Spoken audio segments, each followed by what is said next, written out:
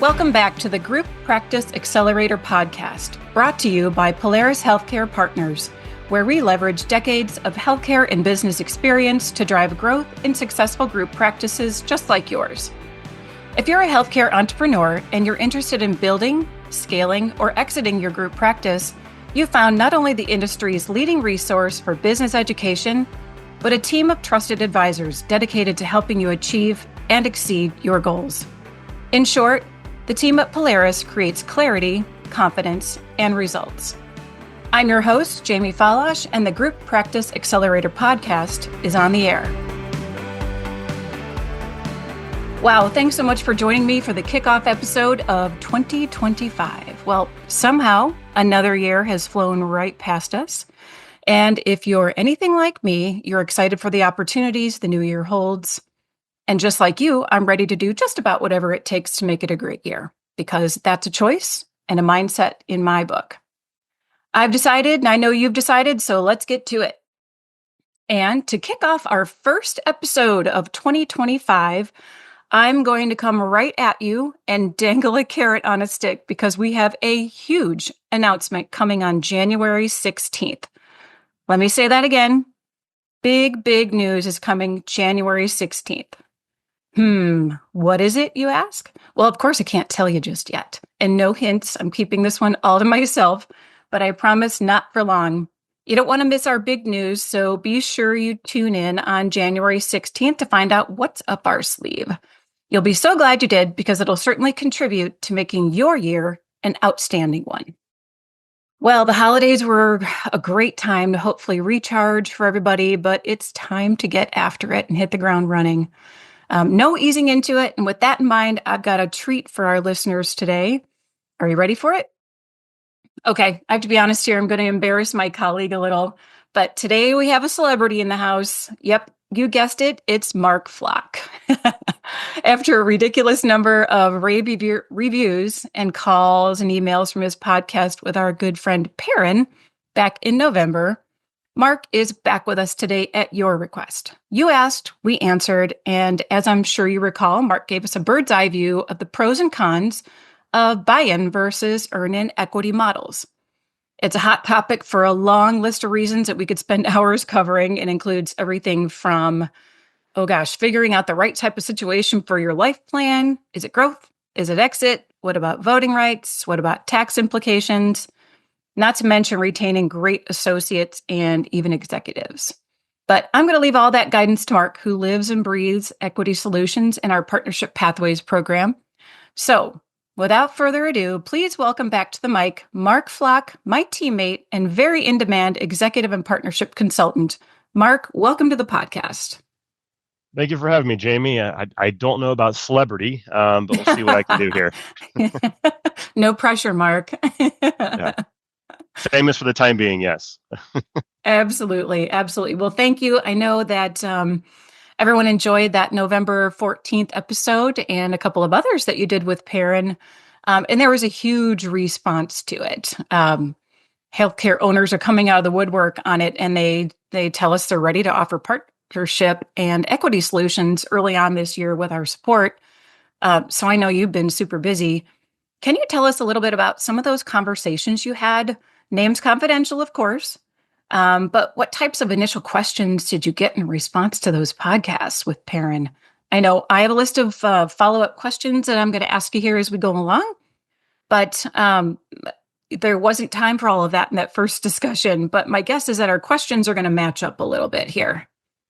Yeah, it's a great question. And it was kind of across the board, Jimmy, but all of them had some level of interest in a partnership situation. So I'd say maybe half of them, they have just lost some associates. They've left the practice and went to a competing office, whether it be for pay, whether it be just not a right fit, whether it be a relocation with respect to that. And then the other ones were, hey, this person, has been wanting equity for quite some time.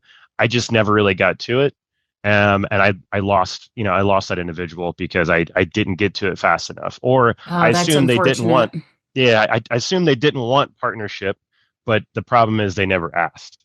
Like what does that look like? What is their track, as an associate for the next 5 years? And let the associate kind of bring up, hey, I'd love to be a partner. I don't expect to be one right now, but maybe in the next 2 or 3 years. I think one or two doctors, they promised ownership and they kind of waited a little late in the game, just where the market was the last couple of years, and just dealing with so many practice related things, and losing a hygienist or losing a front desk person. They're focused on that, but they were losing focus on associate. Oh, they'll just get their job done, they'll just keep producing, I'll keep paying them. But they kind of lost sight of the bigger picture with that associate or associates, and are having some difficulties with them. So had a lot of people reach out, trying to get a plan in place for 2025. And honestly, even if it's not 2025 and you're looking at 2026, I still welcome a conversation, because some of these things, they take a long time to put together, and there's a lot of conversations that need to be weighed with either attorneys, CPAs, things like that, that you want to figure out before you give a doctor a finite offer, I guess, or solution. Yeah, that makes sense. And we could very quickly go down a rabbit hole here, talking about just the fact that we've got to evaluate your corporate structure first. Like, what makes sense for you based on how you're structured? Does that need to change? But the end of the day, you hate to see people lose good associates, lose good executives, because they don't have the right retention program in place. And then you have to start all over again, right? Well, you always want to be recruiting. You still, when you have somebody great, you don't want to lose them, obviously. Yeah, corporate structure, not to get into too much detail, to your point, does absolutely play a role in what you can or cannot offer when we're talking about earn-in models or buy-in situations. And it's always something that you can change, amend, or update. So that could take a while, to your point, Jamie, and we want to get in and understand, okay, what does that current structure look like? Do you have S corps, at the practice level? Do you have a parent company, you're running as like a DSO? Do you have a service agreement? All those things need to be considered and discussed before having a conversation, in my opinion, with an associate, or I'm going to do this, or I have interest in doing this, because there might be a lot of behind the scenes things that need to happen before you can actually execute that. Yeah, that makes sense. And that reminds me, before I jump in with my laundry list of questions for you, a lot of them came from our listeners. There was a buy-in versus earn-in guide, um, more of an equity solutions guide, I should call it, that you and Perrin referenced back on your November 14th episode. Um, I did get some questions about that, as you know, and I'd like Sure. to be able to speak to it just a little bit as we go through. And then, of course, I'll give your contact information at the end of the episode so people can reach out to get a copy of that and go through it with you. But can you just maybe tie back to that with some of these questions, or just give an idea of what it was to kick off? And then I'll get into my questions, and you'll probably refer back to that. I'm probably getting ahead of myself is what I'm saying. Yeah, maybe just a little, but it's all right. That's so yeah. So it was a document. It's a one-page document or a PDF that we created a couple of years ago, actually, because we had a lot of doctors coming to us like, well, I want to do a buy-in. What's kind of the pros and cons, or what makes sense here? Can I do that? Or I want to do profits interest units. When does it make sense to do that, Mark or Perrin? And then restricted stock units. When does it make sense to kind of do that? And it kind of goes through and just lists, like, where you want to offer equity. What does your practice or group look like? Is it a mature business? Is it a growing business at this point in time? Are you looking to offer it to multiple associates or just one? What is your debt situation? So there's a lot of different things that go into it. Target level ownership, that's important. A lot of associates expect or want to be a 20 to 50% partner when they think partnership. That is, if that's firm, then we need to kind of think of what that may look like. It's probably more of a buy-in, or maybe a combination of two things. But I can also have a conversation on why it may not make sense to have a 50-50 partnership. I Yeah. experience those a lot, and it comes down to voting, more voting struggles than anything. So that's where we kind of get in all of that, and then it kind of gets into the accounting and tax piece and all of that. So it's a good template to kind of help you decide what may make the most sense, but it's not a end all be all. Hey, I fit I check these 6 boxes. This is what I need to do, because it all depends. There's a lot of things that go behind the scenes. it depends on your current size of the business, where you're taking it, where your profitability is, which it doesn't we can't, every practice is different, so we can't say if you're here you can do this. It depends. So that's where a Yeah. conversation's 100% of the time warranted before you step into something, because you could create unintended consequences or have repercussions of over dilution if you do something the wrong way. So Yeah. And back to your point on the 50-50, gosh, my mind goes to some very difficult hurdles to get over when you're trying to make decisions. If there's a disagreement, where's the tiebreaker? So it yeah, makes things a bit it needs to complex, of be. course. Yeah, and it needs to be spelled out, not to get into too much, but like that's where the operating agreement, and that's where I step in and work with an attorney to kind of go through the operating agreement. Is there a stalemate type of situation? How is that played out? What makes the most sense? There's a lot of factors. That's one of maybe 20 factors that go into it. But Oh, when you have a yes. 50-50 partnership, you got to plan for that. Does it go to arbitration next? I'm getting too far in the weeds here, but there's a lot of things that people don't always think about, and you just think about the dollar amount or the percentage and making someone happy, but it could create a lot of issues if done incorrectly after that. Sure. And my suspicion was that you were going to mention operating agreements. And of course, we know that is a critical piece. But without Yes. getting further in the weeds, I know we're having a good conversation on this, but let me get back to why our listeners wanted some questions answered. So I will just kick off with one of the most common questions that we got was, when does it make sense to allow an associate to buy in versus maybe an earn-in solution? When does that make sense? Yeah, I'll try to keep it short and sweet for the most part, if possible. But so the first thing here is, if you're looking to wrap up a partner worthy associate right now. I mean, it's instant ownership when the cash exchanges hands. They typically will have distribution rights, voting rights, because they're paying cash for capital units or capital share interest in the business. If there's not a whole lot of growth left in the practice or the business, depending on where they're buying in, it may make sense for you, meaning you're not giving away a ton of the upside for the buy-in scenario. You also kind of ask yourself, how are you looking to exit? So that's a question most doctors don't even think about.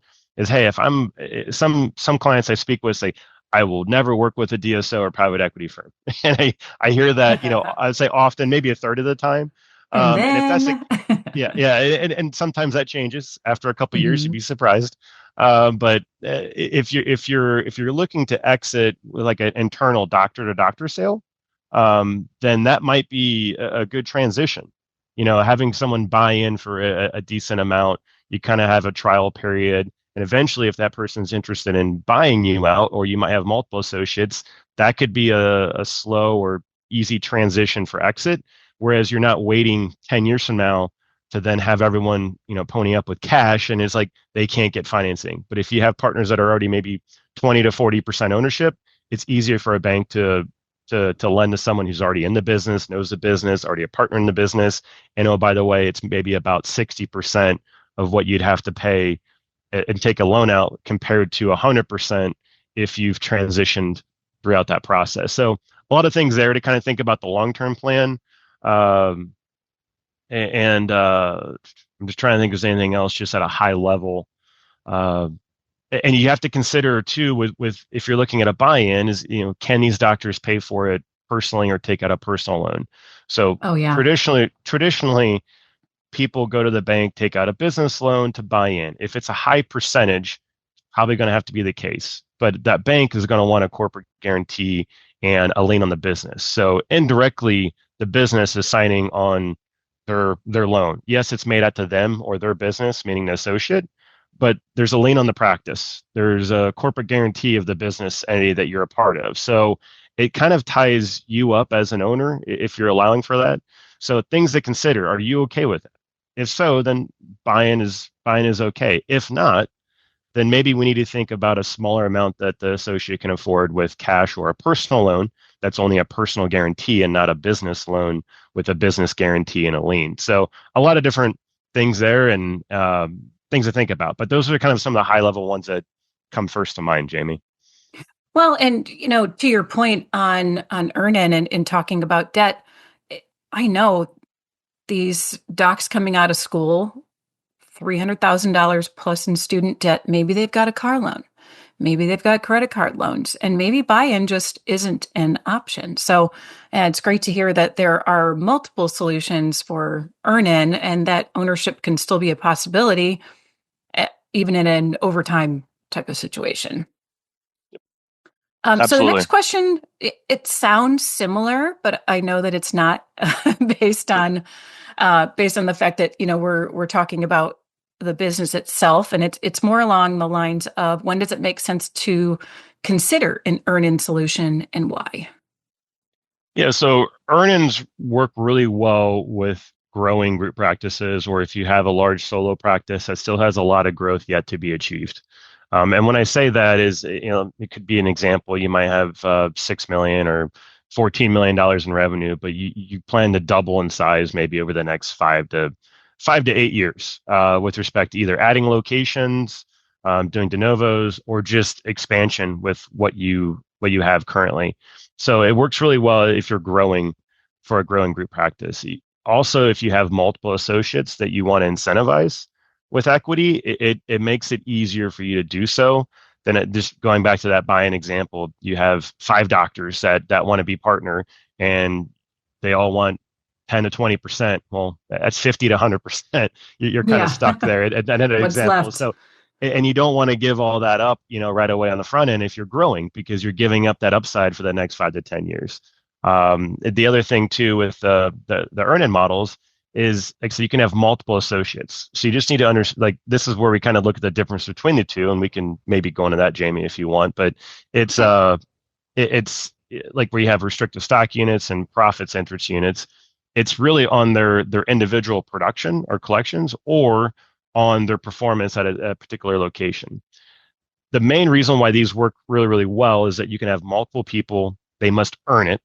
So it's got to be earned. It's not given. Hey, Dr. Joe or Dr. Sally, you showed up today. Here's some equity, type of thing. It's like, if you help No. me increase the performance of the business based on your individual uh, inputs, then I can allow to give equity, slowly over time, and it's all spelled out. The same time, to your point earlier with debt, a lot of these doctors cannot go to the bank, or they might be able to, but it doesn't make sense for them financially to go to the bank, take out $1 million, buy a business that's maybe doing 1 million 2, and then grow it. With the interest rates where they are, even where they are today, they might pay 1 million 3 in interest over a 10-year period of time. So they've paid out a $1.3 million in debt over a 10-year period of time. And can they build a practice on their own to create an outcome that would probably be similar to what their earn-in model would look like over a 10-year period, but they wouldn't have the risk of going it alone, competing against you as a current practice owner, or working against DSOs. So it could be the best of both worlds, but I can tell you that equity percentage is probably going to be less, but they're not going to bank and taking it alone and paying cash for it. So there's kind of that happy medium. It allows their families to go buy a mortgage or go buy a house to get a mortgage and get the car loans because they don't have $1 million in debt on their on their business credit. Yeah, that makes sense. And I'll tell you from my understanding and experience in talking with you on some of these earn-in models, like giving up, you could slice the pie any way you like, which is the beautiful thing about it. And giving up smaller pieces of the pie that you painstakingly baked over time can sometimes make Sure. sense, depending on what your plan is for how long you want to be in the business. Are you growing it, and where are you in your career? But I like the fact that we can kind of customize that for people, and then it's a product of production. People have skin in the game for your growth. So, perhaps that accelerates it as well, of course. But when we are talking about earn-in models, what are the differences between those two models, RSUs and PIUs? So, restricted stock units and profits interest units. Boy, I'm stumbling over my words. I'll let you The take it from there. Yeah, the PIUs or profits interest units always gets me as well, and it gets clients when we try to. 'Cause I feel like it's a tongue twister a little bit. It is. But anyway, so this is where I'd maybe reference you back to our November conversation that Perrin and I had, because I kind of went into a lot of detail, but I'll explain at a high level just for sake of time so you can ask the rest of your questions and not have this be an hour-long conversation, Jamie. Is, both solutions can work really well, but for different purposes. And when I say that is restrictive stock units work really well at the group level or parent level. So it's typically a smaller piece of pie for the associates, but it's a much larger pie. Think of it as if you have, say, 6 locations and you have a parent company that sits above that. You can call it a DSO or group entity and things like that. But it's the equities at the DSO or group level. So it's a bigger pie. Everything's pulling up to that, but it's going to be a smaller piece of pie. It might only be 2-3% in equity that they may earn, or maybe 4%, maybe, but it's worth roughly 6 times what the practice level equity would be worth. So what 20-25% maybe at the practice might equate to 2 or 3%, 4% at the group level. It just kind of depends. So I can't really guarantee that. We'd have to do a financial model to fully understand that.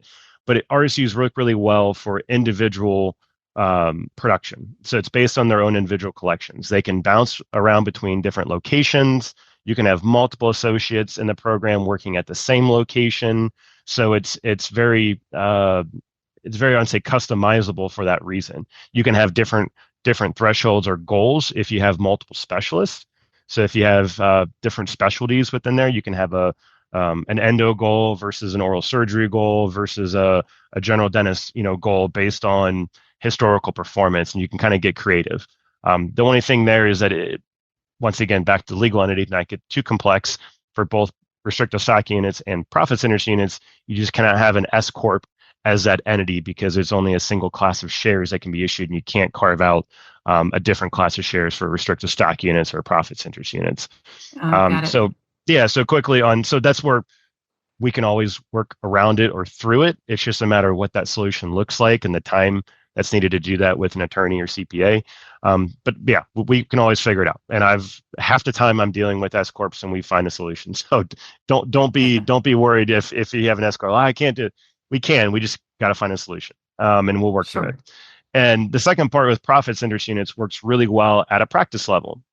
And the reason being, it's based on the growth at that particular location that associate helps lead and drives.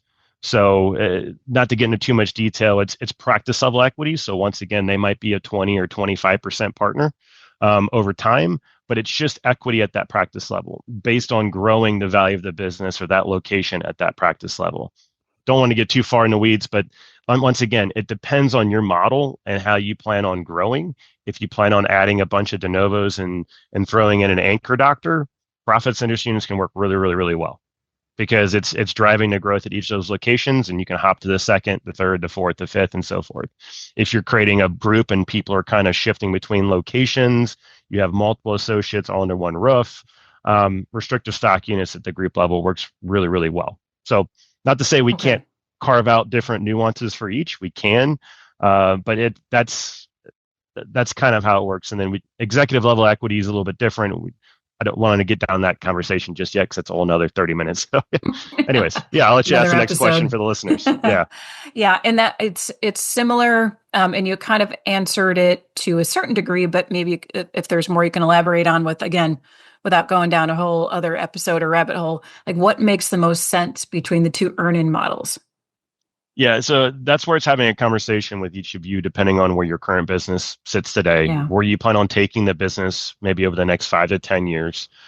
Legal structure, if you're not willing to make any changes or updates to that, will kind of push us one way or another. And I would say, I tell clients all the time because it's accurate, say maybe 20% of the time you come to me saying, I heard the podcast, I want restricted stock units. And I come out of the initial calls and we do the evaluation of the model, and we have a different solution, which is perfectly fine. It's actually going to work a little bit better, and everything we do is customized. So it might come out with a small buy-in because you have this associate that you've promised equity to. They're just jumping the gun. They want it right now, and you got to tie them up. And so it might be a small buy-in that we offer, and there's reasons why we do that.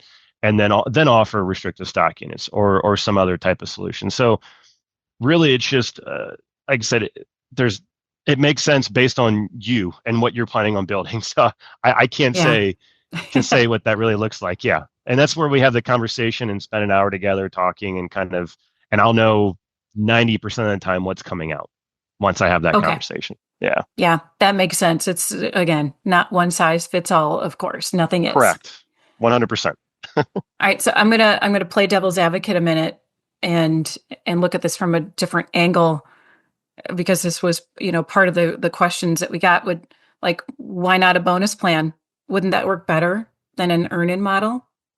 Yeah, that's a great question. I've had more and more doctors actually ask that recently. Yes, it could absolutely work.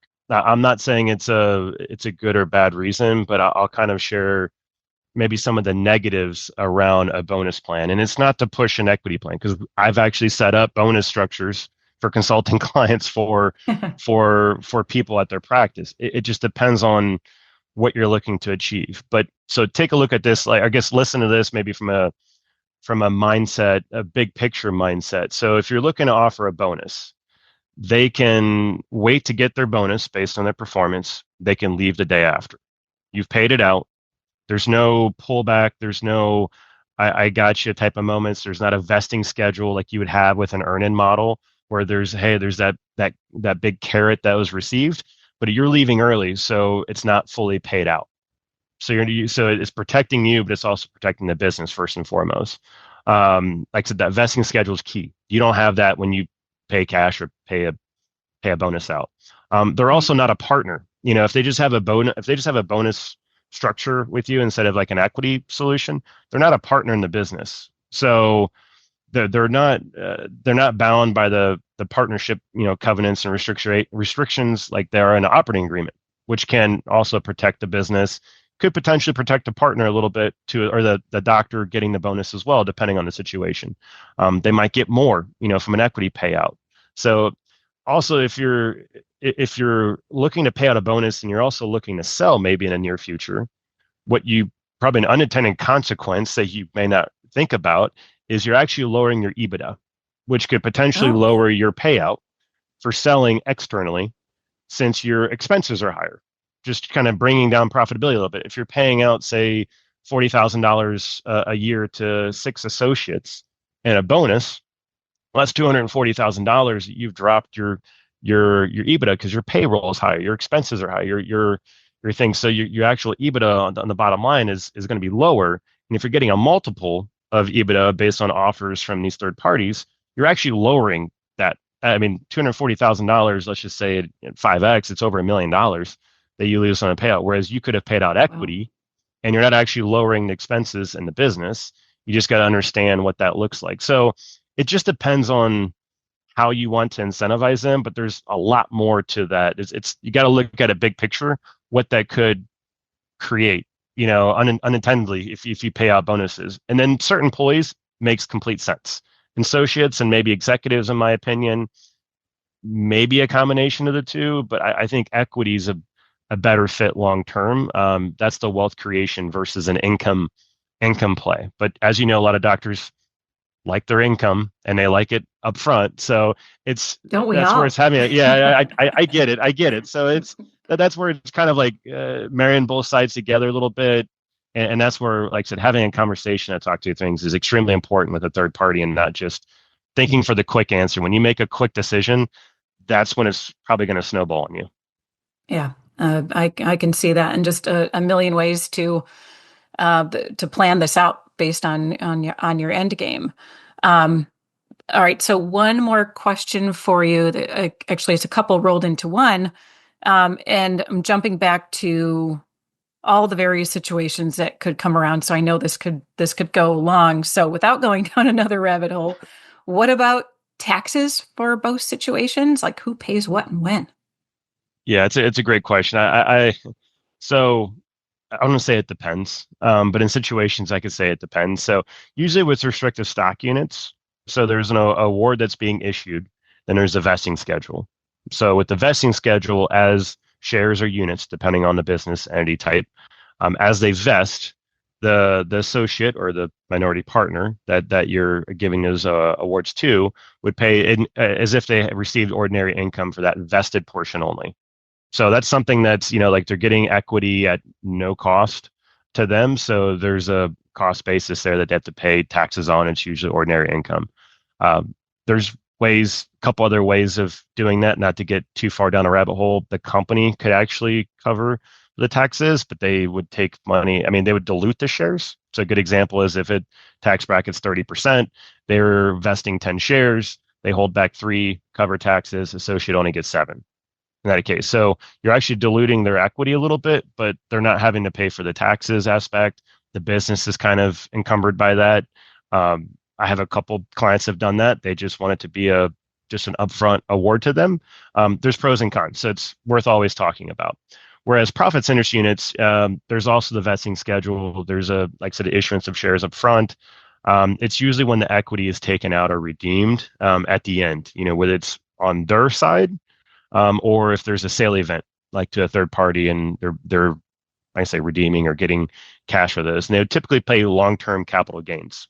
I'm assuming it's been issued or awarded over 12 months ago at that point. Not to get too specific, but it could be short term if not. But long-term capital gains is typically a lower tax amount. I think it's around 20% right now. So that's something the associate also would pay because once again, they're getting shares at no cost. When they redeem them or cash them out, just like you would stock in the stock market, you pay tax on kind of the difference. Well, the difference is 0 to that amount, and it's long-term capital gain. So that's kind of the quick version for that. But once again, they're getting shares at no cost if they're not paying for it, and that's something that Uncle Sam and IRS and government, we can't really work around. There's no workaround for that. It's just which way do we want to have the solution pay out?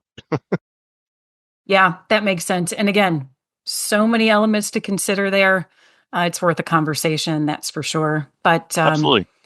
I think that is, gosh, that's all the time we have for questions today. And my prediction, much like last time, is that we're going to get a ton more questions, and we're going to be right back here with another episode before too long. But in the interim, we want people to reach out to you. So thank you, Mark, for joining us today and for sharing your experience, your expertise. I know this is a valuable resource through partnership pathways that people can take advantage of. So we appreciate having you here today. Yep, I appreciate it, Jamie. I think the big thing is just planning it out. So it's not waiting until the need is in front of you, but getting out, a year out, year and a half out before the need happens and planning ahead of time. Because like I said, it's Absolutely. not a 1-month process.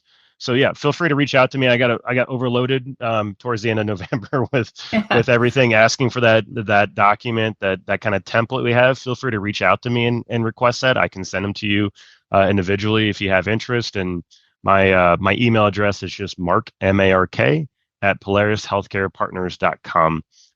Just like before in the last podcast, I had a lot of people reach out, so I wanted to share that again. Perfect. Well, once again, thanks so much for joining us today on the Group Practice Accelerator podcast. Now, Mark just pulled back the curtain on a critical equity solution program that he can help your business with, and we all know there's a lot more to discuss. Because again, one size doesn't fit all, and he can best provide custom solutions that fit where you want to go. I know you're going to want a copy of what Mark was referencing, that buy-in versus earn-in guide. So go ahead and drop him an email, like he said, at Mark, M-A-R-K, at PolarisHealthcarePartners.com. Or if you'd like to schedule some time to learn more about any of our many expert advisory services, you can reach us on the website at www.PolarisHealthcarePartners.com or by emailing us at info@PolarisHealthcarePartners.com. My goodness, that's a mouthful. Thanks so much for being a loyal listener and subscriber. If you enjoyed today's episode, please leave us a rating on Apple Podcasts, Spotify, Stitcher, or wherever you get your podcasts. We'll see you on the next episode of the Group Practice Accelerator podcast.